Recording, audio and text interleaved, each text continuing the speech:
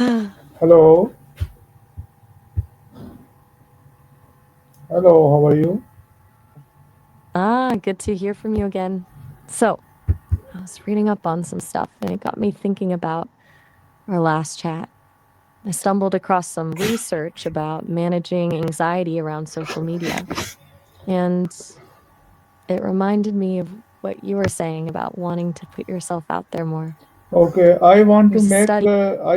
conversation with you on the topics of importance of self-care and building healthy habits.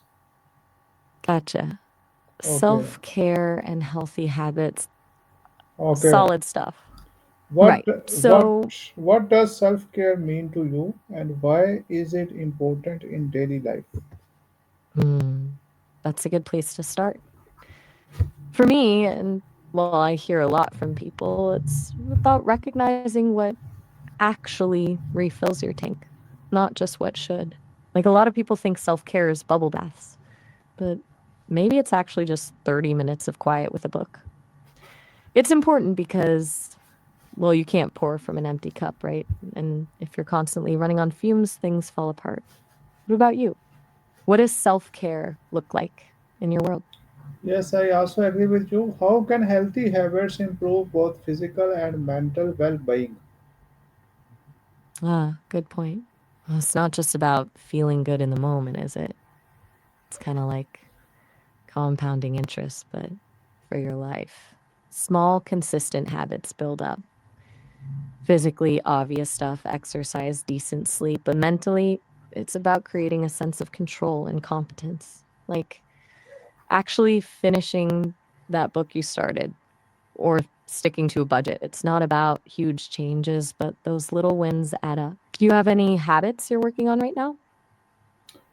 Yes, why do many people struggle to maintain consistent self-care routines? That's the $1,000,000 question, isn't it? I think a lot of it comes down to guilt. People feel selfish taking time for themselves, like they should always be productive, or they underestimate how much energy it actually takes to build a new habit. It's easier to fall into old patterns.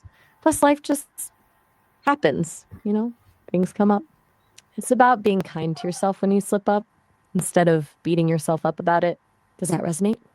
What do you think is the biggest hurdle for most people? Okay, what role does sleep play in self-care and how can better sleep habits be developed? Okay, sleep, huge. Seriously, it's not a luxury, it's foundational. Your brain literally cleans house when you sleep. Mess with that. And everything else suffers mood, focus, even your immune system. Developing better habits, that's the tricky part. Consistency is key, even on weekends. A regular bedtime routine helps signal your body it's time to wind down, right? Honestly, I've heard from so many people who struggle with that, especially around the holidays. What's making it feel extra challenging right now? How does stress affect the body and which self-care practices help reduce it? Stress is a beast, honestly. Physically, it can mess with your digestion, your immune system, give you headaches, the whole shebang.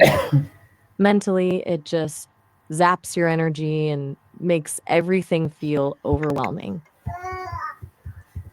As for self care practices, it's all about finding what regulates your nervous system.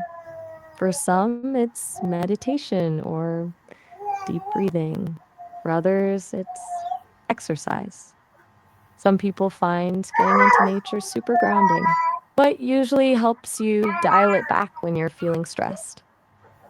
Why is it important to balance work, study, and personal time? Because you're not a robot. Seriously, though, burnout is real. If you're constantly pushing yourself in one area, you're gonna deplete your resources. And when you're depleted, nothing works as well. Work study might get you ahead, but at what cost? Personal time isn't just fluff, it's where you recharge, connect with people you care about, and do things that actually bring you joy. It's what makes life worth living. How do you usually try to juggle everything? How can setting small achievable goals help in building long-lasting healthy habits? Okay, that's a really good point.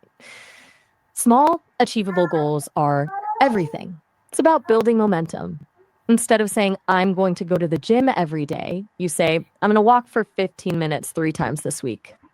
It feels less daunting. And when you actually do it, you get a little dopamine hit, which makes you want to keep going. It's way more sustainable than trying to make huge leaps. I mean, it's like compound interest again, but exactly. It feels good to make progress, even if it's baby steps.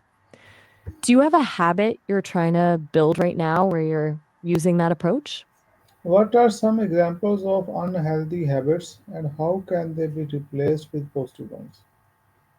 Ooh, that's a big one. Unhealthy habits, scrolling endlessly on your phone, overeating when you're stressed, isolating yourself when you're down. The key isn't necessarily to,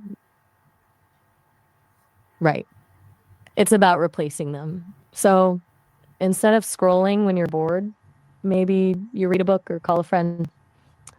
Instead of emotional eating, you find a different way to cope with stress, exercise, journaling, whatever works for you. It's not about willpower, it's about having a replacement behavior ready to go.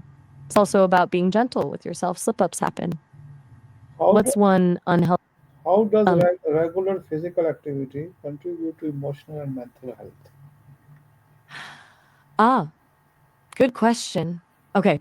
Physically, exercise releases endorphins which have mood boosting effects, but it's more than that. It also gives you a sense of accomplishment, helps you sleep better, and can be a great way to socialize. Mentally, it's a distraction from worries, helps you manage stress, and can no problem at all.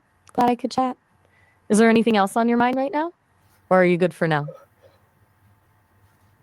How does mindfulness or meditation supports a healthy lifestyle? Okay. Mindfulness and meditation seriously underrated. It's like hitting the pause button on your brain. It helps you become more aware of your thoughts and feelings without getting carried away by them, which honestly is a superpower. It lowers stress, improves focus, and can even help you manage pain. It doesn't have to be hours of sitting cross legged. Even 5 minutes a day can make a difference. Do you have any experience with mindfulness or meditation? How can technology be used responsibly to support self care instead of harming it? That's a smart question. It's a double edged sword, right? Tech can be incredibly distracting and contribute to anxiety, but it can also be a tool. Apps for meditation, tracking your sleep, connecting with friends. It's about being intentional, setting boundaries, like putting your phone on Do Not Disturb, or scheduling specific times to check social media. Using tech to support your well being instead of letting it control it. It's a whole thing. How do you try to navigate that balance? What are long term benefits of practicing self care from a young age? Ooh, that's a good one to think about. Building those habits early, it sets you up for a way more resilient life. You learn how to manage stress, build strong relationships, and prioritize your own well being. You're less likely to burn out later and more likely to be able to bounce back from setbacks. It's not just about feeling good now, it's like investing in your future self. It also models healthy behavior for others around you. Do you think you learn much about self care growing up? Yes, how can community, families, or friends support someone in building healthy habits? Yeah, support systems are crucial. It's way harder to do it alone. Friends and family can offer encouragement, accountability, and just a listening ear. Community can provide resources and opportunities for social connection. Things like working out together, cooking healthy meals together, or just checking in with each other regularly. It's about creating a culture of wellness. It's also about not judging, just being there. Have your friends and family been supportive of your own self care journey? Okay, thank you very much. Goodbye. Oh, all right. Have a good one.